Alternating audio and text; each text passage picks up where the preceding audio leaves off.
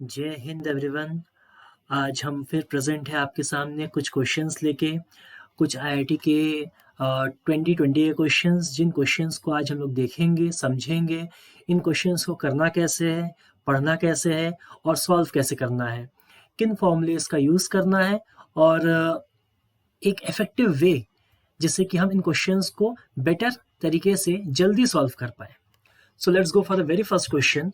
A 60 HP horsepower electric motor lifts an elevator with a maximum total load capacity of 2000 kg.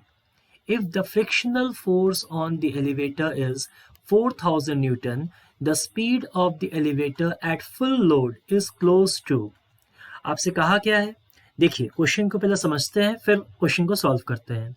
एक 60 horse power का electric motor है जो कि एक elevator को लिफ्ट करता है with a maximum load capacity, जिसका मैक्सिमम लोड कैपेसिटी कितना है 2000 kg।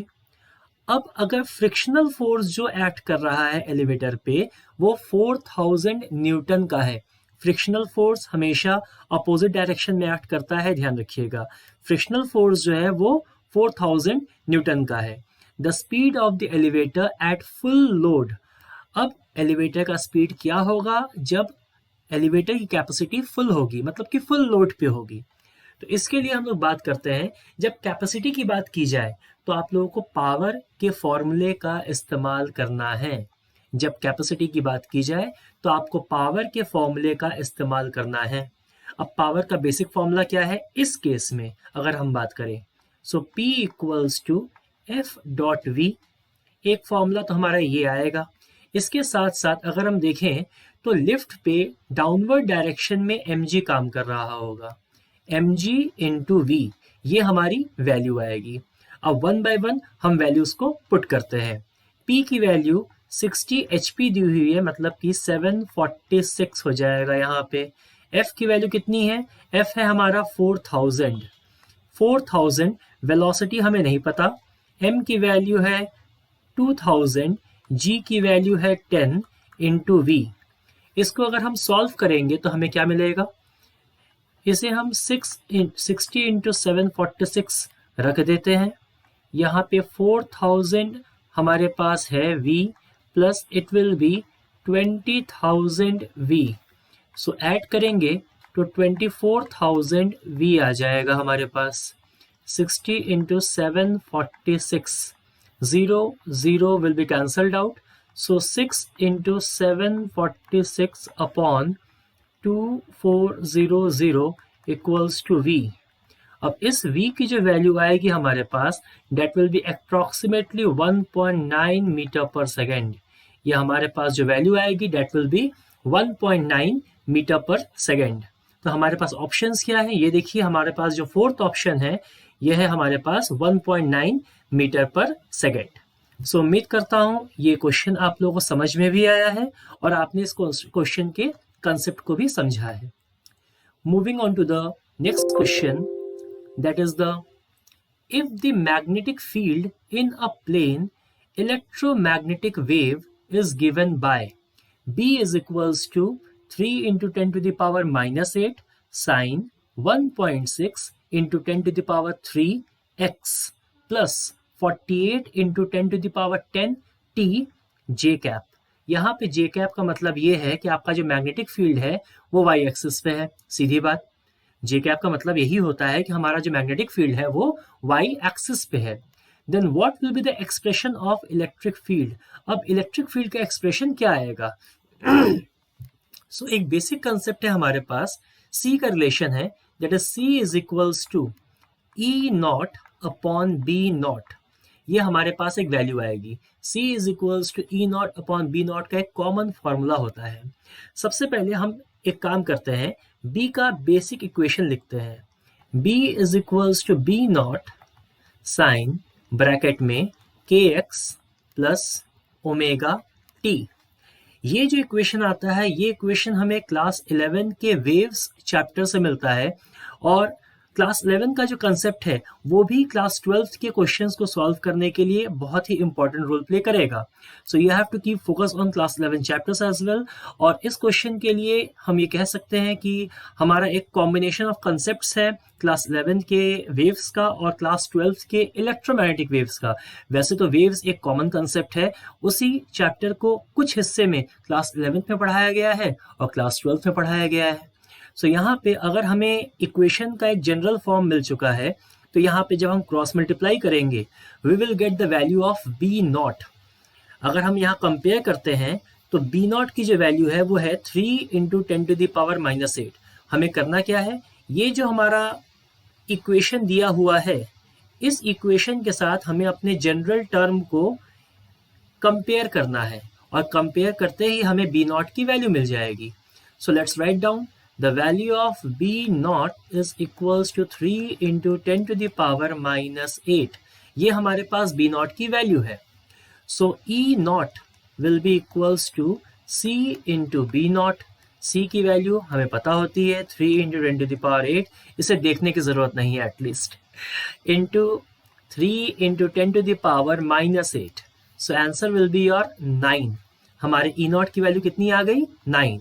तो ई नॉट का भी हमारा जो जनरल इक्वेशन आएगा that will be E is equals to E not sine bracket में k x plus omega T. इसका मतलब ये है कि हमारा जो इलेक्ट्रिक फील्ड है वो भी हमारा सेम इक्वेशन फॉलो कर रहा है जैसा कि हमारा magnetic field. But class 10th के बेसिक कंसेप्ट से हम लोग को इतना तो पता ही है कि इलेक्ट्रिक फील्ड हमेशा मैग्नेटिक फील्ड के परपेंडिकुलर डायरेक्शन में आएगा. I am repeating, electric field हमेशा मैग्नेटिक फील्ड के परपेंडिकुलर डायरेक्शन में आएगा. इसका मतलब ये है कि इलेक्ट्रिक फील्ड या तो आपके एक्स एक्सिस में रहे या फिर आपके जेड एक्सिस में रहे, क्योंकि magnetic field already as per the question mentioned है कि वो वाई एक्सिस पे है. सो हमारे पास ऑप्शंस क्या बचे, हमारे पास ऑप्शंस ये बचे कि हमारा जो इलेक्ट्रिक फील्ड होगा वो या तो एक्स एक्सिस पे होगा या फिर जेड एक्सिस में. दैट मीन्स इलेक्ट्रिक फील्ड के साथ या तो आई कैप होना चाहिए या फिर के कैप होना चाहिए. तो जरा अपने ऑप्शंस को चेक करते हैं. हमारे पास जो ऑप्शंस है वो दो ऑप्शंस हमारे जे कैप में है. इसका मतलब इलेक्ट्रिक फील्ड जो है ऑप्शन के अकॉर्डिंग वाई एक्सिस में दिया गया है, जो कि पॉसिबल नहीं है. अब हमारे पास दो ऑप्शन और बचते हैं, वो हमारे जेड एक्सिस में है. एक की वैल्यू 60 है ई नॉट की और एक में वैल्यू आ रही है 9. दैट मीन्स जो हमारा डी ऑप्शन है वही ऑप्शन हमारा करेक्ट ऑप्शन होगा.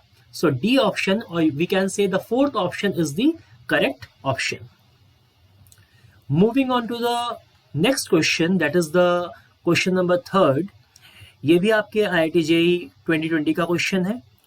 The time period of revolution of electron in its ground state. ध्यान रखिएगा, ग्राउंड स्टेट की बात कही गई है, मतलब n की वैल्यू 1 हो जाएगी. वैसे मैं ये बता दूं, ये क्वेश्चन आपके एटम्स चैप्टर का है, क्लास 12 का चैप्टर है ये, और यहाँ पे ग्राउंड स्टेट की वैल्यू हम लोग 1 लेते हैं. यही कंसेप्ट हम लोग क्लास 12 की केमिस्ट्री में भी पढ़ते हैं. By the way, ground state की वैल्यू हमेशा सेम ही रहती है, चाहे हम केमिस्ट्री में पढ़े चाहे हम फिजिक्स में पढ़े. That doesn't affects. Ground state orbit in a hydrogen atom is 1.6 into 10 to the power minus 16 second. The frequency of revolution of the electron in its first excited state. अब देखिए, ध्यान देने वाली बात क्या है. अगर हमारा ग्राउंड स्टेट, हम पहले यहाँ पे थोड़ा सा अपनी इंफॉर्मेशंस लिख लेते हैं. अगर हमारा ग्राउंड स्टेट में n की वैल्यू 1 है तो फर्स्ट एक्साइटेड स्टेट में वैल्यू कितनी हो जाएगी. फर्स्ट एक्साइटेड स्टेट, आप सही सोच रहे हैं, n की वैल्यू हमारी 2 हो जाएगी. जिन लोगों ने ये चीज सोची होगी एकदम सही सोची है, n की वैल्यू 2 हो जाएगी फर्स्ट एक्साइटेड स्टेट में, और सेकेंड एक्साइटेड स्टेट में यही चीज n की वैल्यू 3 हो जाएगी, एंड सो ऑन, ये चलता रहेगा. अब हमें ये देखना है कि हमारा फॉर्मूला क्या यूज होगा.